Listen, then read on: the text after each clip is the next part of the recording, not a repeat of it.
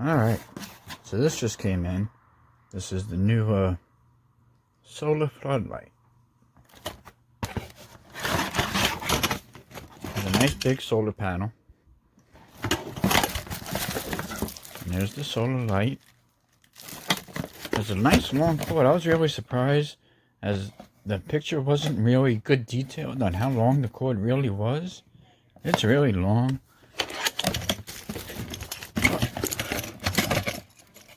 And then you have your two clips that's going to mount the light and the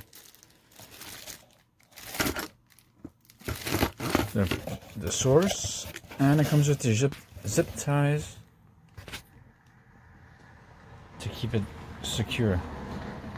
Alright, can't wait for this to be set up and brighten up some part of my house.